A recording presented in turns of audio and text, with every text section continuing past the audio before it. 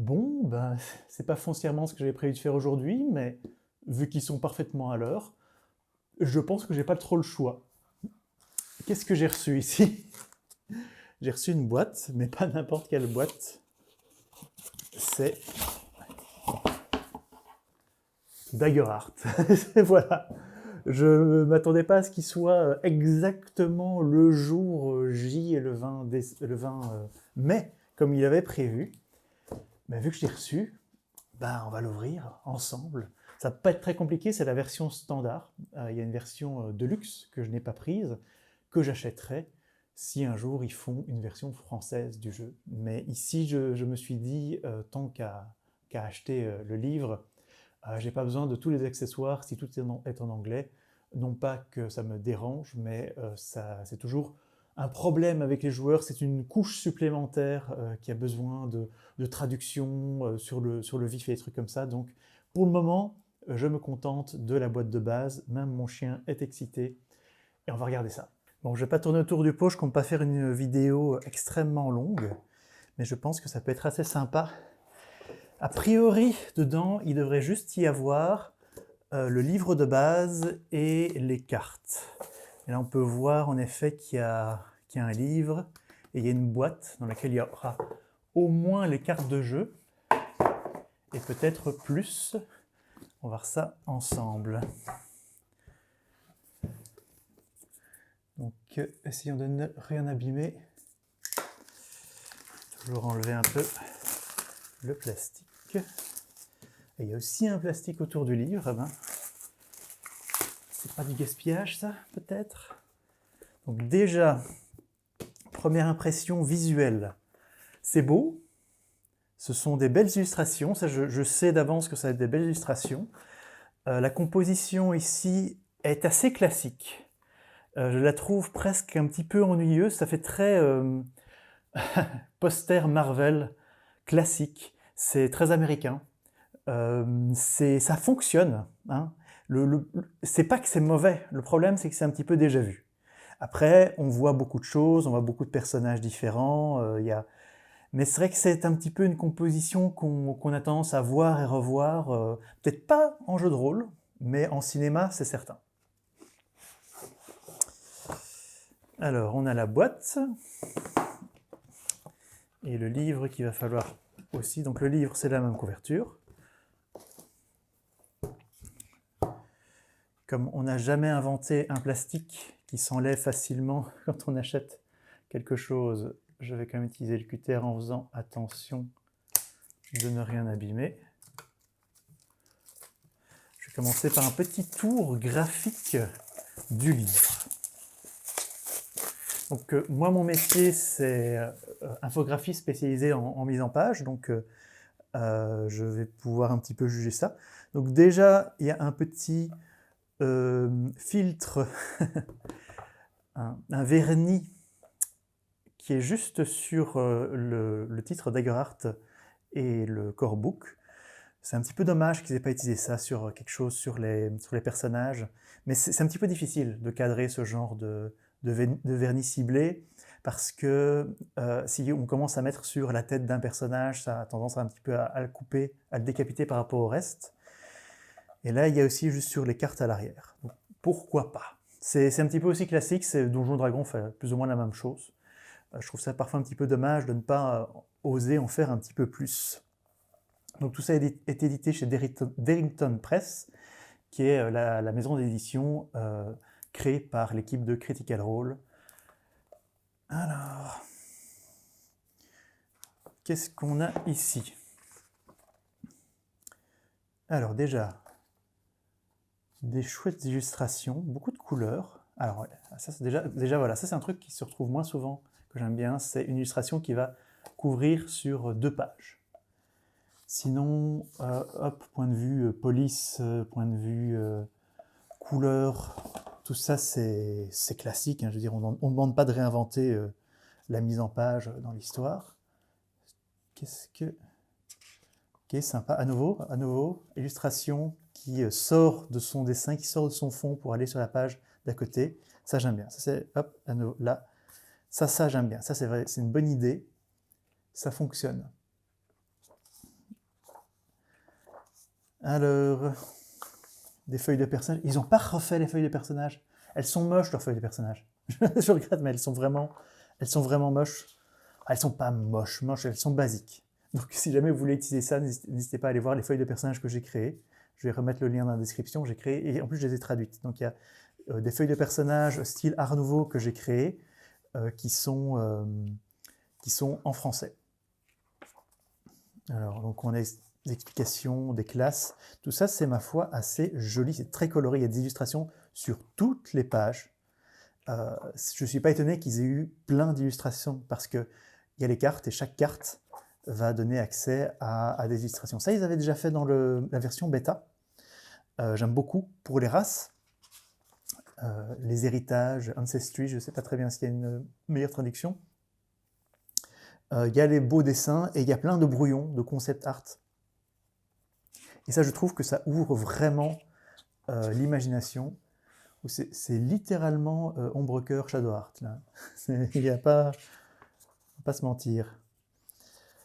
Mais c'est beau, c'est des chouettes illus. C'est à nouveau, c'est très Donjons et Dragons. Hein. Je veux dire, ils n'ont pas réinventé le monde, mais ça fonctionne. On s'attendait pas à une approche graphique différente. Ça, c'est une idée. Ça, c'est marrant. Donc, il y a tout le principe de la dualité. Ce sont les dés de dualité qu'on lance entre l'espoir et la peur. Et il y a deux languettes une pour l'espoir, une pour la peur. Ça, je trouve ça assez amusant. Il faut évidemment, maintenant, mon but, ça va être de lire ce livre et de vous faire une nouvelle vidéo. J'avais fait une vidéo complète pour expliquer les règles de la bêta. Et je ne pense pas que ça serait suffisant de juste vous expliquer la différence entre les règles de la bêta et les nouvelles règles. Donc il faudra que je fasse une nouvelle vidéo complète où j'explique toutes les règles en français. Je pourrais évidemment me baser sur ce que j'ai déjà fait, mais je dois repartir de zéro, parce que sinon ce sera regardable. Et je suis curieux de voir un petit peu quelles sont ces différences, parce qu'il y a quelques trucs que personnellement, déjà dans mes parties, hein, parce que donc évidemment il y a l'Odyssée des Seigneurs Dragons et Kingdom of Death avant que j'ai fait des actual plays avec Daggerheart. Donc il y a l'air d'avoir des scénarios à la fin. Ah non, ce sont les contextes d'histoire. Comment est-ce qu'ils appellent ça déjà?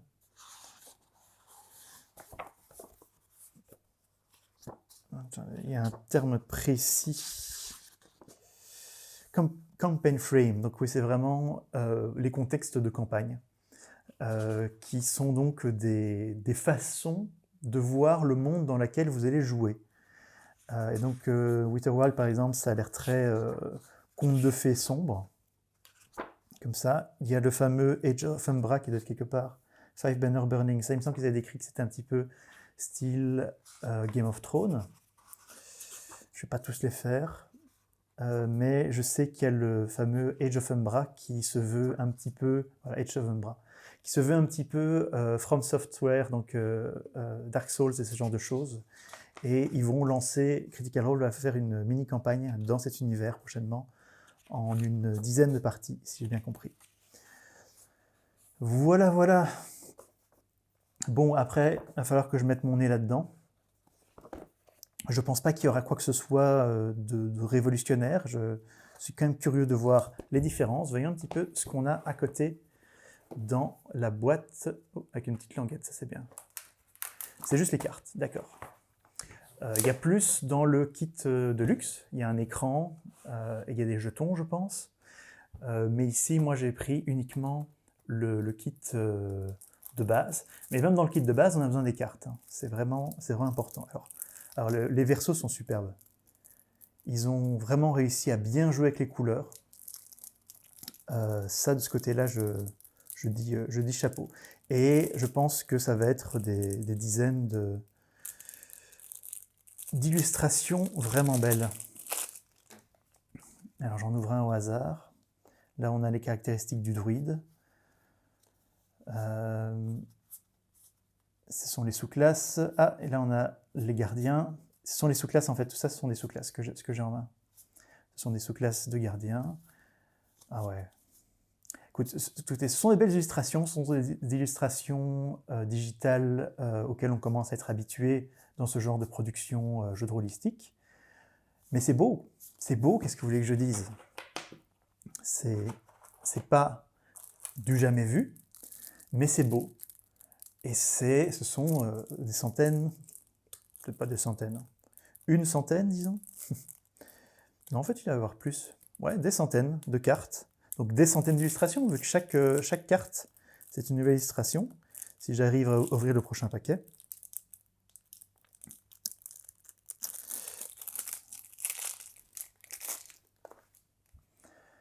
Donc là, ce sont des pouvoirs d'arcane.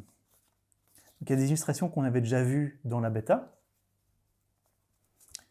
Mais maintenant, chaque pouvoir, chaque carte de domaine, à nouveau, très beau, très belle arrière, qui est avec le petit symbole qui représente le domaine.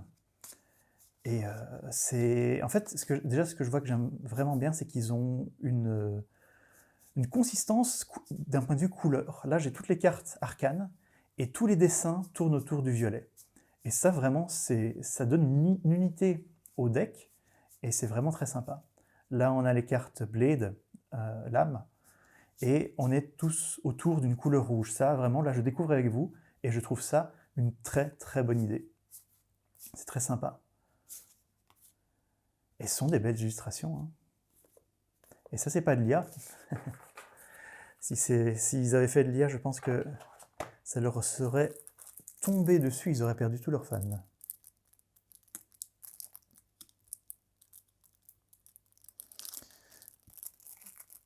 En fait, là, je suis en train d'ouvrir tous les domaines. C'est cool de les découvrir, mais ça va être un petit peu redondant. Alors, souci, par contre, c'est toutes les... Je suis certain que toutes les cartes ne sont présentes qu'une fois, mais il faudrait que je voie le format des cartes. J'avais lu quelque part qu'elles étaient un petit peu plus grandes, et donc il faudrait que je regarde si elles rentrent dans mes pochettes plastiques. C'est pas certain à 100%.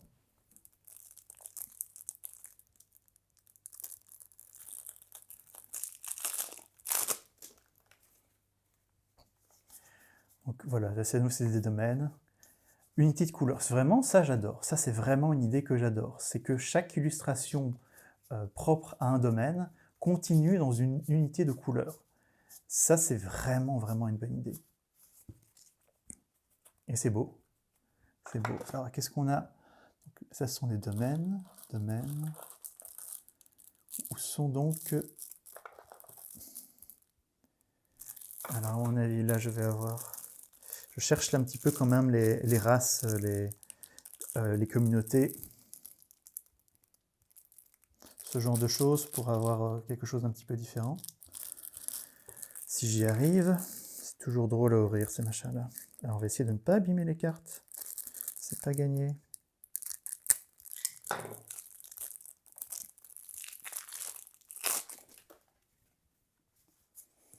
Ah voilà, donc là on a la fin des domaines, et là on a les héritages, les ancestry.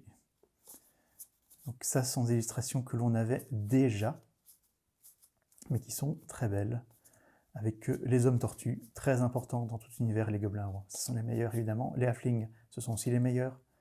Les humains, c'est une nouvelle illustration pour l'humain. Sinon, globalement, c'est la même chose. Et on a... Oh, ok, sympa. Les communautés, donc qui racontent dans quel contexte tu as grandi. Il y en a 2 de chaque. Donc il peut y avoir un doublon dans un même groupe. Sympa. Et les classes, est-ce que... Ah non, fondation, spécialisation... Ah non, okay, là ce sont des sous-classes que j'ai en main. J'allais dire, je n'ai pas encore trouvé les cartes de classe, mais il n'y a pas de cartes de classe. Ce sont des feuilles de personnages de classe. Bon, ben, il va falloir que je pas... Voilà, ça ce sont des cartes de domaine. Ce sont plus de cartes de domaine. Ouais. Donc ça va être un petit peu redondant. Je pense que j'ai un petit peu fait le tour de cet unboxing. Et il va falloir que je mette mon nez là-dedans. On verra si j'ai le temps de retravailler pour d'ici le prochain Odyssée des Seigneurs Dragons, voir un petit peu les différences. Je sais qu'il y a une très grosse différence au niveau de la gestion des armures, et je pense que ça va être mieux. Et on va voir. Hein. La sorcière, ce sont les mêmes pouvoirs de base. Ouais, ce sont les mêmes pouvoirs de base, là, je vois. Et... Ok. Eh ben, on verra tout ça. Merci d'avoir suivi. Et bon, je ne vous cacherai pas qu'en ce moment, je suis extrêmement pris par le financement participatif de mon jeu de rôle Ta gueule c'est quantique. Donc, je ne sais pas quand est-ce que j'aurai le temps de faire la longue vidéo, mais je la ferai. Je ferai une longue vidéo explicative des règles. Je pense que je me suis lancé là-dedans, je vais aller jusqu'au bout.